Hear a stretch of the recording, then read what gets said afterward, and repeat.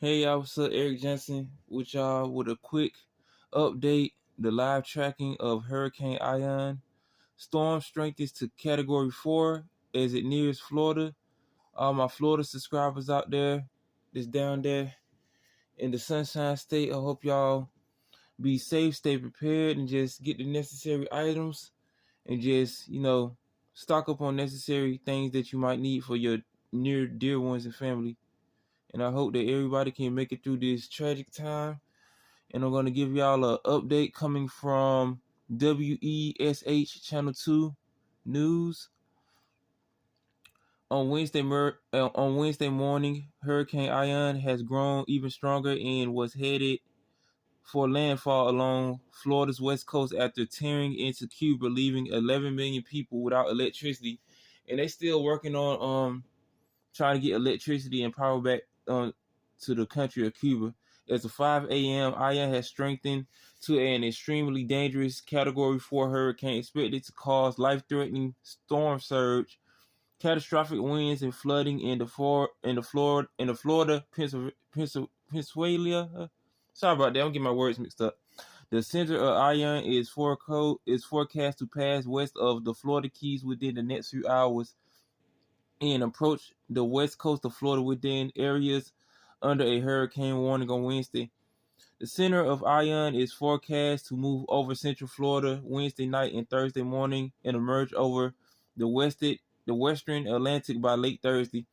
The latest advisory places Ian 75 miles west-southwest of Naples, Florida, and 105 miles south-southwest of Punta Gorda, Florida. Hurricane Ian had maximum sustained winds of 140 miles per hour and was moving north-northeast at 110 miles per hour. Hurricane warnings have been issued for Polk, Lake Orange, Osceola, and Seminole counties. Y'all gonna have to forgive me, man. I'm real hard at pronouncing certain words and shit. So, tropical storm warnings have been issued for Visalia County, Flagler County, Brevard County, Maryland County, and a tornado watch is issued for Brevard, Orange, Osceola, and Seminole counties until 5 p.m. Timeline: Wednesday, rain winds, severe storms forecast for most of Central Florida, tornadoes and widespread considerable flooding a concern. Official landfall is forecast for sometime Wednesday. Thursday, lightning storms remain, watching the storm movement. And we have the weather tracking forecast of the situation, the severe risk, and they got it in the Seminole counties too. So they got like the severe risk isolated in the green bar from Osceola, the villages in Bushnell. Scattered is level 2 and level 3 is numerous coming from the Palm Coast. Daytona Beach is level 3 going from Daytona Beach, Sanford, Orlando, Cocoa Beach, Melbourne, and then the yellow line with the scattered, the villages, Bushnell, and Winter Haven and Tampa. Hurricane Ian collapsed Cuba's power grid, cutting off electricity to 11 million people. Let me see if I can let this video play for y'all. Just got to get past these commercials.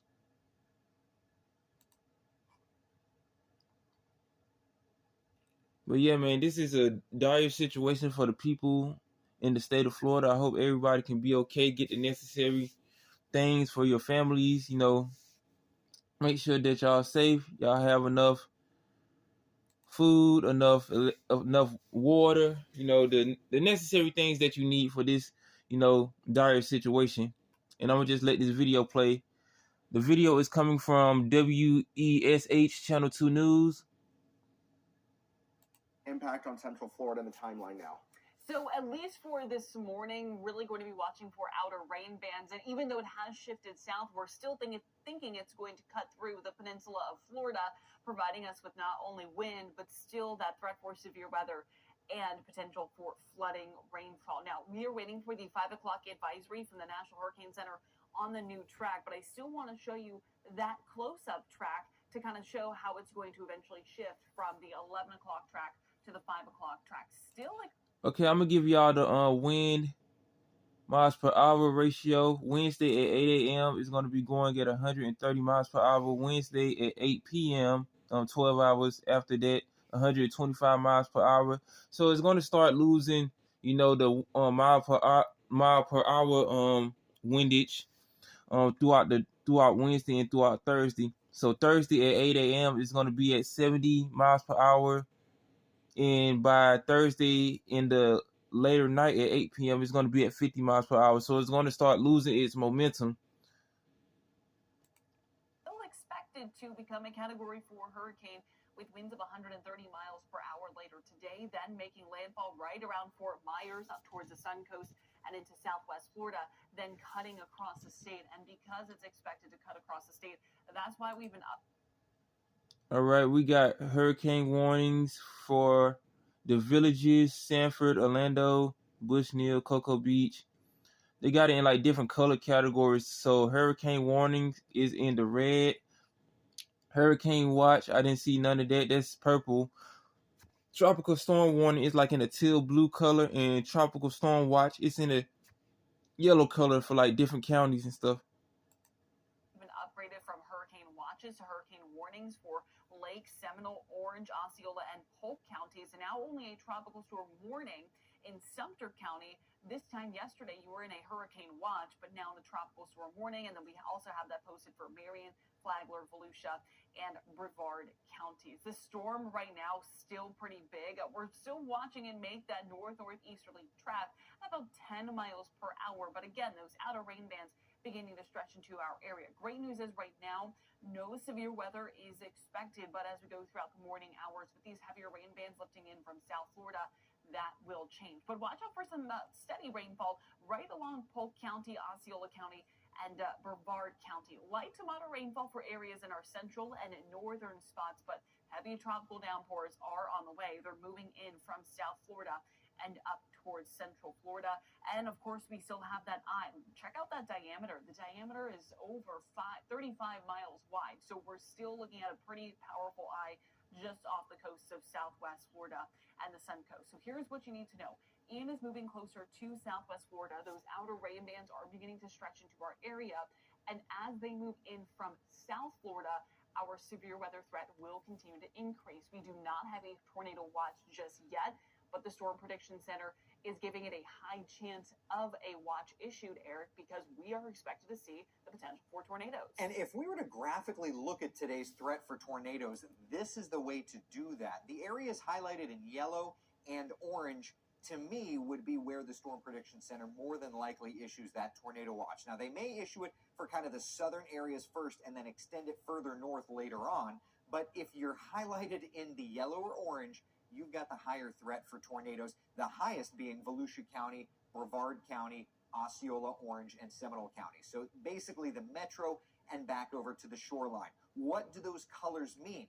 The yellow shade, that's a level 2 threat for strong to severe storms. That means scattered strong to severe storms. The orange, the easternmost areas, that's numerous. So think about it like that. When we look at the overall perspective, the power outage threats seem to be from about Orlando off to the south in a more likely scenario, but Polk County, Hillsborough County, I'm thinking more widespread impact. So let's just look at Futurecast. 7 o'clock this morning, the model has been doing just a bang-up job, really zeroing in on impacts. It's blowing up some convection this morning, and then looking ahead to early afternoon, that's when we're going to start to really get into the hurricane itself. 7 p.m., around, say, Kissimmee, St. Cloud, the center of circulation, by about 11 o'clock, center of circulation over East Orange County, 2 a.m., and then starting off the shoreline, 5 a.m., 7 a.m. tomorrow, but it's that wraparound. We're still going to be into hurricane conditions